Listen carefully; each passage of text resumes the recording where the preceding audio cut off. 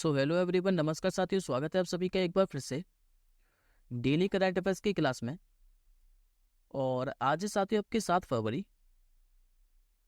और आज हम 7 फरवरी से बनने वाले जितने भी मोस्ट इंपॉर्टेंट करंट अफेयर्स के क्वेश्चन बने हैं, इन सभी क्वेश्चनों को एक्स्ट्रा फैक्ट सहित और डिटेल के साथ डिस्कस करेंगे। तो चलिए सबसे पहले हम लोग फटाफट से लास्ट क्लास के क्वेश्चनों को रिवीजन कर लेते हैं, जो कि हम लोगों ने 6 फरवरी को पढ़े थे। उसके बाद हम आज के क्वेश्चनों को कवर करेंगे। तो लास्ट क्लास में मैंने आपको पढ़ाया था कि अभी जो एलोरा अजंता अंतर्राष्ट्रीय महोत्सव है 2024, इसका आयोजन कहाँ पर हुआ था? तो महाराष्ट्र के संभाजी नगर के अंदर। और ये जो साथी संभाजी नगर है, इसके पहले जो पुराना नाम था ये औरंगाबाद था, इसका पुराना नाम। इसका फरवरी 2023 के अंदर ही नाम बदलकर संभाजी नगर कर दिया गया था। हाल ही में किस देश के अंतरिक्ष यात्री जिनका नाम है ओलेग कोनोनेंको, ये अंतरिक्ष में सबसे अधिक समय तक रहने वाले व्यक्ति बने हैं? ये बने साथियों आपके रूस के। हाल ही में प्रधानमंत्री मोदी जी ने तालाबीरा थर्मल पावर जो प्रोजेक्ट है, इसकी आधारशिला किस राज्य में रखी थी? तो उड़ीसा के अंदर। भारतीय वायुसेना के द्वारा अभी किस राज्य में अभ्यास जिसका नाम है वायु शक्ति 2024, इसका आयोजन किया गया है? तो राजस्थान के पोखरण में। देश का पहला तांबे के आवरण वाला बापू टावर ये कहाँ पर बनाया गया है? तो बिहार की राजधानी पटना में। हाल ही में डिजिटल पिज्जा की पेशकश करने वाला पहला यूरोपीय जो संघ राष्ट्र है, ये कौन सा बना था? तो फ्रांस। इसके बाद हमने एक दिवस पढ़ा था जिसका नाम है महिला जननांग विकृति के प्रति शून्य सहनशीलता का अंतर्राष्ट्रीय दिवस। ये मनाया था हर साल 6 फरवरी को। 15 फरवरी 2024 से 22 चीफ ऑफ आर्मी स्टाफ का जो पदभार है, ये कौन संभालने वाला है? तो उपेंद्र द्विवेदी। हाल ही में उत्तरी सेना का नया कमांडर ये किससे नियुक्त किया गया था? तो एमवी सुरेंद्र कुमार को। और लास्ट क्वेश्चन हमने पढ़ा था कि जो नायब बुकेले हैं, इनको किस देश का फिर से राष्ट्रपति चुना गया है? तो ये चुने गए थे साथियों अल सल्वाडोर के। अब आज का पहला क्वेश्चन देखिए। आज का आपका पहला क्वेश्चन ही मोस्ट इंपॉर्टेंट रहने वाला है, क्योंकि अभी साथियों जो 66वें ग्रैमी अवार्ड है 2024, इसकी घोषणा कर दी गई है। आपको ये बताना है कि इसमें ग्लोबल म्यूजिक जो एल्बम का अवार्ड है, ये किसने जीता है? तो ये दो व्यक्तियों ने, एक तो सिंगर शंकर महादेवन के द्वारा और दूसरे फेमस तबला वादक जाकिर हुसैन के द्वारा। तो आंसर होगा आपको option number D, both 1 and 2। अब इस प्रश्न के बारे में आगे समझ लेते हैं, क्योंकि ये काफी ज्यादा इंपॉर्टेंट प्रश्न है। तो देखिए साथियों, जो शंकर महादेवन और जाकिर हुसैन साहब है, इनका एक फ्यूजन बैंड है जिसका नाम है शक्ति। और इसी ने बेस्ट ग्लोबल म्यूजिक एल्बम की श्रेणी में ग्रैमी अवार्ड जीता है। ये जो पुरस्कार है, ये इनको नवीनतम एल्बम दिस मोमेंट के लिए दिया गया है, जिसमें साथियों कुल 8 गाने शामिल हैं दिस मोमेंट में। बात करते हैं शक्ति बैंड के बारे में। तो ये जो शक्ति बैंड है, इसमें शंकर महादेवन, जाकिर हुसैन साहब, बी सेल्वा गणेश और गणेश राजगोपाल जैसे कलाकार एक साथ काम करते हैं। और इसी के साथ साथ ही जो जाकिर हुसैन साहब है, इनको 3 कैटेगरी में ग्रैमी अवार्ड से नवाजा गया है, जिसमें से पहली कैटेगरी तो अभी मैंने आपको पढ़ाई है, ग्लोबल म्यूजिक एल्बम कैटेगरी। और इसमें शक्ति बैंड को मिला है इनको एल्बम कौन सा है? तो द मोमेंट। इसमें जाकिर हुसैन साहब को शंकर महादेवन के साथ मिला है। दूसरी जो कैटेगरी है, ये बेस्ट कंटेम्परेरी इंस्ट्रूमेंट एल्बम, और इसका नाम है एज वीर स्पीक। इसमें जाकिर हुसैन साहब को बेला फेक, एडगर मेयर और फेमस बांसुरी वादक राकेश चौरसिया के साथ मिला है। तीसरी जो कैटेगरी है, ये ग्लोबल म्यूजिक परफॉर्मेंस कैटेगरी। इसमें पश्तो के लिए जाकिर हुसैन साहब को बेला फेक और एडगर मेयर के साथ मिला है। अब बात करते साथी ग्रैमी पुरस्कार के बारे में। तो मैंने आपको अभी बताया कि ये संगीत क्षेत्र में दिया जाने वाला सबसे बड़ा पुरस्कार है, इसका जो नाम है ये एक ग्रामोफोन के नाम पर रखा गया है। और पहली बार ये जो ग्रैमी अवार्ड है ये 4 मई 1959 को प्रदान किया गया था। ये जो पुरस्कार है ये अमेरिका की जो रिकॉर्डिंग अकादमी है इसी के द्वारा दिया जाता है प्रति वर्ष। इसके साथ साथ पहले ग्रैमी अवार्ड के बारे में भी बात कर लेते हैं, हो सकता है एग्जाम में आपको देखने को मिले। तो भारत में जो पहला ग्रैमी अवार्ड है ये साल 1968 में फेमस सितार वादक पंडित रविशंकर को मिला था। जबकि जो तन्वी शाह हैं इन्होंने 2008 में ये ग्रैमी अवार्ड जीतने वाली पहली भारतीय महिला बनी थी। आज के अगले क्वेश्चन के ऊपर बढ़ते हैं। हाल ही में किस राज्य सरकार ने राज्य में 2 नए जिले बनाने को स्वीकृति दी है, जिससे अब जिलों की जो संख्या है ये राज्य में बढ़कर 28 हो जाएगी। तो ये दिए भी साथियों अरुणाचल प्रदेश के मुख्यमंत्री पेमा खांडू साहब ने। आंसर हो जाएगा आपको ऑप्शन नंबर ए। देखिए साथियों अभी 6 फरवरी को क्या है कि जो अरुणाचल प्रदेश के मुख्यमंत्री हैं पेमा खांडू, इनके मंत्रिमंडल ने प्रशासन के कामकाज को आसान बनाने के लिए यहाँ पर 2 नए जिले बनाने को स्वीकृति दे दी है। जिसमें से पहला जो जिला बनाया जाएगा इसका नाम है केई पन्न्योर जिला और दूसरा जिला बनाया जाएगा बिचोम जिला। पहले केई पन्न्योर जिले के बारे में बात कर लेते हैं कि इसको किस जिले से अलग करके बनाया जाएगा। तो मैप के माध्यम से समझते हैं। ये जो साथियों मैंने आपको रेड ब्लैक कलर से मार्क कर रखा है ये निचली सुबनसिरी जिला और यहीं से अलग कर केई पन्न्योर जिला बनाया जाएगा। जबकि जो बिचोम जिला है ये 2 जिलों से अलग करके बनाया जाएगा, एक तो पूर्वी कामेंग जिला और दूसरा आपका पश्चिमी कामेंग जिला। इन 2 जिलों से अलग कर बिचोम जिला बनाया जाएगा। और इसी के साथ अब अरुणाचल प्रदेश में जो जिलों की संख्या है ये हो जाएगी आपकी 28। बात करते हैं अरुणाचल प्रदेश के बारे में। तो मुख्यमंत्री अभी मैंने आपको बताया जो कि पेमा खांडू, राज्यपाल यहाँ के बने थे नए केवल त्रिविक्रम पटनायक और राजधानी है ईटानगर। यहाँ के राष्ट्रीय उद्यान के बारे में बात करें तो एक तो नमदफा राष्ट्रीय उद्यान, दूसरा मॉलिंग राष्ट्रीय उद्यान। जबकि यहाँ पर टाइगर रिजर्व भी है, एक तो पक्के टाइगर रिजर्व, दूसरा है आपका कमलांग टाइगर रिजर्व। आज का अगला प्रश्न देखिए।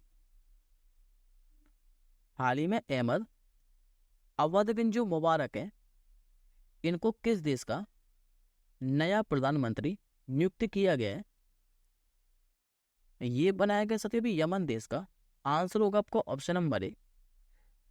ये साथियों आपके सामने इमेज में अहमद अवध बिन मुबारक जो कि पहले यमन के विदेश मंत्री थे और इनको भी यमन का नया प्रधानमंत्री नियुक्त कर दिया गया है। और इन्हीं के साथ साथियों एक अपॉइंटमेंट और हुआ है। साथ ही जो माइल्ड अब्दुल्ला मलिक सईद हैं इनको राष्ट्रपति नेतृत्व परिषद के अध्यक्ष के सलाहकार के रूप में नियुक्त किया गया है। बात करें यमन के बारे में तो ये रहे साथियों आपको मैप में यमन जो है ये अरब प्रायद्वीप के दक्षिण पश्चिम कोने पर स्थित एक देश है। यहाँ की राजधानी क्या है तो ये सना, करेंसी की चलती है तो यमनी रियाल। जबकि यहाँ के राष्ट्रपति कौन है तो रशद मोहम्मद अल अलीमी यहाँ के वर्तमान में राष्ट्रपति हैं। और इसकी जो सीमा है ये सऊदी अरब, यमन और अदन की खाड़ी के साथ, जबकि लाल सागर के साथ भी लगती है। अब ये साथियों प्रधानमंत्री से रिलेटेड क्वेश्चन है। तो एक बार आप लोग आज के ज्ञान के अंदर देखिए। ये नाम तो मैंने आज भी आपको रिवीजन कराया कि वो जो नायब बुकेले हैं इनको फिर से अल सल्वाडोर का राष्ट्रपति चुना गया है। अभी अब्दुल फतेह अल सीसी हैं, ये किस देश के तीसरी बार राष्ट्रपति बने हैं तो ये बने थे साथियों इजिप्ट के। हाल ही में शेख मसाल अल अहमद अल सबा को किस देश का नया अमीर नियुक्त किया गया था तो कुवैत का। हाल ही में एंड्री राजू लीना को किस देश का राष्ट्रपति चुना गया है तो मेडागास्कर का। जो डोनाल्ड टस्क हैं इनको किस देश का प्रधानमंत्री चुना गया था तो पोलैंड का। और अभी हमने जनवरी महीने में ही पढ़ा था कि जो अजाली असोमानी है इनको किस देश का राष्ट्रपति चुना गया है तो कोमोरस का। आज का अगला प्रश्न देखिए, हाल ही में किस राज्य की कैबिनेट ने अभी समान नागरिक संहिता यानी कि यूसीसी विधेयक को मंजूरी दी है? तो ये दिए साथियों उत्तराखंड सरकार ने। आंसर होगा आपको ऑप्शन नंबर ए। हालांकि इस क्वेश्चन के बारे में हम लोग पहले भी पढ़ चुके हैं, लेकिन अभी जो मुख्यमंत्री पुष्कर सिंह धामी है, इन्होंने 6 फरवरी 2024 को उत्तराखंड विधानसभा में इसे पेश किया है। और यदि ये पारित हो गया तो उत्तराखंड स्वतंत्रता के बाद समान नागरिक संहिता को अपनाने वाला पहला राज्य बनेगा। और इस मसौदे के साथ जो रिपोर्ट है, ये सर्वोच्च न्यायालय के सेवानिवृत्त न्यायाधीश रंजना देसाई की अध्यक्षता वाले एक पैनल ने तैयार की है। बात करें यूसीसी के बारे में, यानी कि यूनिफॉर्म सिविल कोड या समान नागरिक संहिता, ये सभी धर्मों, सभी समुदाय के लिए एक समान और एक बराबर कानून बनाने की वकालत करता है। समान नागरिक संहिता की जो चर्चा है, ये आर्टिकल 44 के अंदर है। और ये क्वेश्चन और पूछ सकता है साथियों कि जो एक मात्र राज्य है गोवा, इसमें यूनिफॉर्म जो सिविल कोड है, ये देश में शामिल होने से पहले ही लागू था। और इसे किसने लागू किया था? तो इसे क्या था, पुर्तगाली सरकार ने।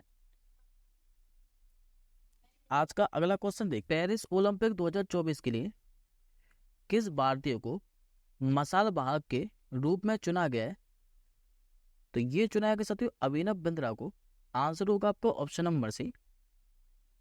दरअसल साथियों जो ओलंपिक खेल है, इसमें भारत के जो पहले व्यक्तिगत स्वर्ण पदक विजेता है अभिनव बिंद्रा, इनको 2024 में पेरिस ओलंपिक खेलों के लिए मसाल वाहक के रूप में चुना गया है। और ये जो अभिनव बिंद्रा है, ये 16 अप्रैल से लेकर 26 जुलाई तक ओलंपिक मसाइल रिले में भाग लेंगे। पेरिस ओलंपिक 2024 जो मसाइल रिले है, ये 8 मई 2024 को फ्रांस में शुरू होगी। और इस रिले में 10,000 मसाल वाहक शामिल होंगे। और ये जो साथी रिले है, ये 400 शहरों का दौरा करेगी। बात करें अभिनव बिंद्रा के बारे में, तो 2008 में बीजिंग ओलंपिक में पुरुषों की 10 मीटर एयर राइफल स्पर्धा में इन्होंने स्वर्ण पदक जीता था। जबकि इन्होंने साथ ही रिटायरमेंट कब लिया था? तो 2016 के अंदर। इसी के साथ पेरिस ओलंपिक के बारे में बात करें तो ये 26 जुलाई 2024 से 11 अगस्त 2024 तक फ्रांस की राजधानी पेरिस में होने वाले हैं। जबकि पहली बार इसमें ब्रेकिंग खेल को शामिल किया जाएगा। आज के अगले क्वेश्चन की ओर बढ़ते हैं।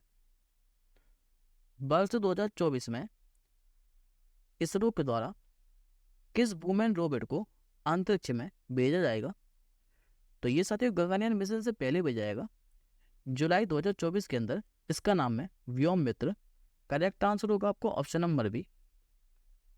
और ये जो साथी ह्यूमनॉइड व्योम मित्र है, ये ऐसे रोबोट्स है जो कि आर्टिफिशियल इंटेलिजेंस की मदद से इंसान जैसा बर्ताव कर सकता है। जबकि जो गगनयान मिशन है, ये 2025 में भेजा जाएगा। बात करते हैं मिशन गगनयान के बारे में, तो इस मिशन का जो ऐलान है, ये 15 अगस्त 2018 को प्रधानमंत्री मोदी जी ने किया था। जबकि इसे लॉन्च किसके द्वारा किया जाएगा? तो इसरो के द्वारा। गगनयान जो मिशन है, ये 300 से लेकर 400 किलोमीटर ऊपरी धरती के निचले ऑर्बिट में जाएगा। और अगर इस साथ ये मिशन कामयाब रहता है तो भारत स्पेस में इंसानों को भेजने वाला चौथा देश बन जाएगा। बाकी के 3 देश कौन कौन से हैं? तो एक तो साथी सोवियत संघ, जिसने 1961 में भेजा था। दूसरा अमेरिका, जिसने भेजा 1961 में। जबकि चीन ने 2003 में भेजा है। नेक्स्ट क्वेश्चन देखिए, हाल ही में मिशेल ओनिल ये यूनाइटेड किंगडम के किस हिस्से की फर्स्ट मिनिस्टर बनी है? ये बनी साथी यूनाइटेड किंगडम के उत्तरी आइलैंड हिस्से की। आंसर हो जाएगा आपको ऑप्शन नंबर डी। देखिए साथी जो मिशेल ओनिल है, ये एक सिन फेन नेता है। और जो सिन फेन है, ये एक राजनीतिक दल है। दरअसल जो मिशेल ओनिल है, ये पहले 2020 से लेकर 2022 तक उप प्रथम मंत्री के रूप में इन्होंने कार्य किया था। अब बात करते हैं उत्तरी आयरलैंड के बारे में। तो ये रह साथियों आपका मैप में उत्तरी आयरलैंड, जो कि यूनाइटेड किंगडम का एक हिस्सा है। यूनाइटेड जो किंगडम है ये 4 द्वीप से मिलकर बना है। एक तो स्कॉटलैंड, दूसरा इंग्लैंड, तीसरा वेल्स और चौथा उत्तरी आयरलैंड। ये आपकी राजधानी क्या है? तो बेलफास्ट। मुद्रा चलती है यहाँ पर पाउंड स्टीलिंग। और यहाँ के सम्राट कौन है? तो चार्ल्स तृतीय है। अब यहाँ की प्रथम मंत्री कौन बन गई है? तो मिशेल ओनेल। जबकि यहाँ की उप प्रधानमंत्री कौन है? तो एम्मा लिटिल पेंगेली। नेक्स्ट क्वेश्चन देखिए, हाल ही में जो संस्कृति मंत्री हैं जी किशन रेड्डी, इन्होंने किस शहर में देश के पहले डिजिटल राष्ट्रीय संग्रहालय की आधारशिला रखी है? करेक्ट आंसर हो जाएगा आपका ऑप्शन नंबर डी, तेलंगाना के हैदराबाद के अंदर।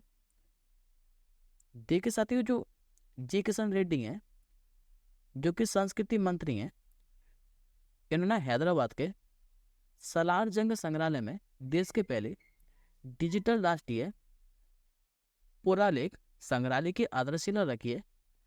और इसका उद्देश्य क्या है? तो हमारी पुरालेखीय विरासत की समृद्धि को संरक्षित करना।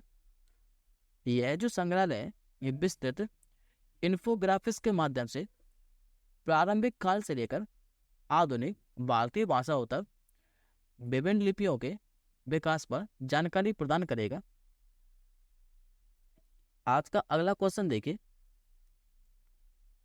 अभी साथियों एक अवार्ड दिया गया है जिसका नाम है outstanding business women of the year.